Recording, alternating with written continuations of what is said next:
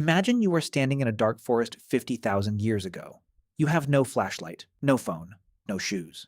Suddenly you hear a rustle in the bushes. Your heart starts pounding. Your palms get sweaty. Terror takes over your entire body. But what exactly are you afraid of? If we asked a modern historian what the greatest fear of ancient humans was, what would they say? Most people would guess the obvious things: lions, snakes, starvation, the dark. It makes sense, right? The ancient world was a brutal, violent place. One wrong step meant you became dinner. But here's the twist: none of those things were the ultimate nightmare, not even close. In fact, ancient humans found ways to outsmart lions.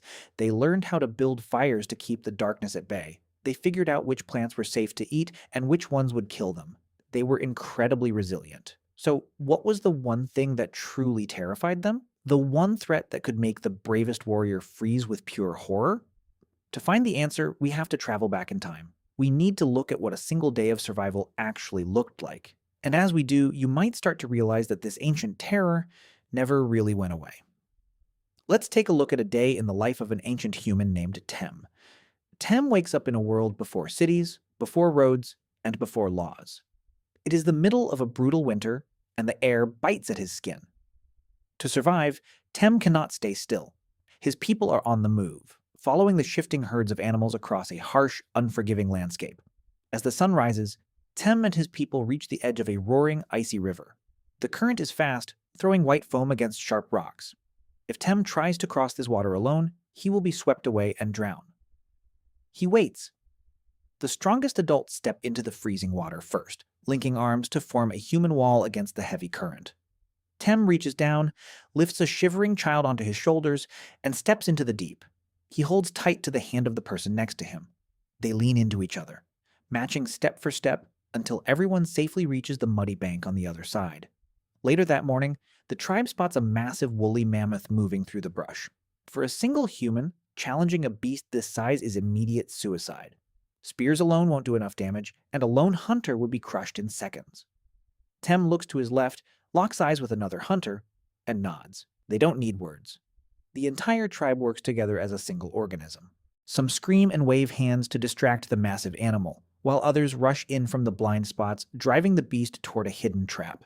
It takes the energy of every single person just to secure one meal. When the sun finally dips below the horizon, a different kind of danger arrives. The darkness belongs to the predators. Tem can hear the low growls of wolves and hyenas watching from the shadows. Their eyes glow just beyond the trees. Tem cannot see in the dark, and he is too exhausted to stay awake.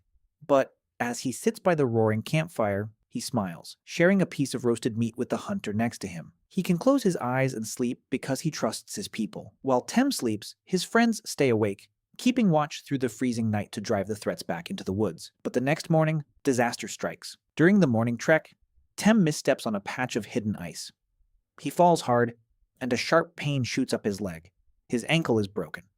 In the wild, a broken bone is a death sentence. Tem cannot run. He cannot hunt. He cannot even walk to the river to get a drink of water. If he is left by yourself for even a single day, the predators will smell his blood, and it will be over. Tem is completely, utterly helpless. His life is no longer in his own hands.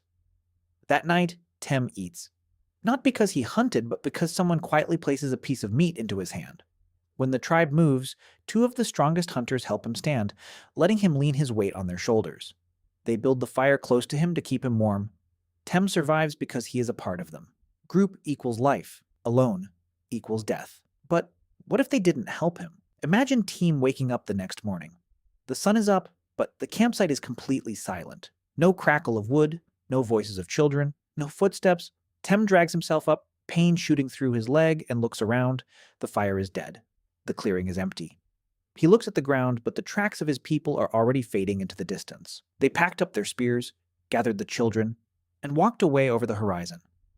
He calls out into the trees, but his voice just echoes back to him through the empty forest. No one is coming back. This brings us back to our question. What did ancient humans fear more than anything else? It wasn't the lion, because with your tribe, you could kill the lion. It wasn't the winter, because with your tribe, you could build a shelter. The greatest fear, The ultimate nightmare that kept our ancestors awake at night was exile, being abandoned by your tribe. If you did something terrible, or if the tribe decided you were a threat to their survival, they wouldn't always kill you. They would do something worse. They would banish you. They would walk away and leave you behind in the dark. The moment the tribe disappeared from view, you were a dead man walking. You had no one to watch your back while you slept, no one to hunt with. Every sound in the forest was now a guaranteed threat. Because of this, humans didn't just like being in groups. We evolved a biological, deep-seated need to fit in. Our brains became hardwired to do whatever it took to keep the tribe happy. If the tribe liked you, you lived. If the tribe rejected you, you died. It was the ultimate survival mechanism. And for hundreds of thousands of years, it worked perfectly. But then, the world changed. We built cities. We invented grocery stores. We built houses with locks on the doors. Today, if your friends get mad at you, you don't starve to death. If you get fired from your job, a tiger doesn't eat you. You can live completely alone in an apartment, order food to your door, and survive for decades without ever talking to another human being. The physical danger of being alone is gone. So, let me ask you a question. Why does your heart still race when you have to walk onto a stage and speak in front of a crowd? Why do you get a sick feeling in your stomach when a group of strangers laughs as you walk past? Why does a breakup feel like your actual physical heart is breaking? It's because of a glitch in our biology. Your brain doesn't know it lives in the 21st century. It doesn't understand what a modern world is. When you stand in front of a crowd and feel judged, your ancient brain thinks, the tribe is looking at us. They don't like us. We are about to be exiled. We are going to die. That wave of social anxiety, that paralyzing fear of embarrassment, that is your ancient survival system kicking into overdrive. It is the exact same alarm system that kept Tem alive in the Ice Age. We aren't crazy for worrying about what people think of us. We are just carrying the software of ancestors who survived because they cared. We like to think of ourselves as modern, advanced creatures. We live in concrete jungles and stare at glass screens. But underneath it all, we are still the same creatures that roamed the wild thousands of years ago. The next time you feel that sting of rejection, or that fear of not fitting in, take a deep breath. Remind yourself where it comes from. Our worlds have changed completely. We don't need the tribe to survive the winter anymore, but our brains have never fully left that ancient campfire. We are still just looking for our pack, trying to make sure we aren't left behind in the dark.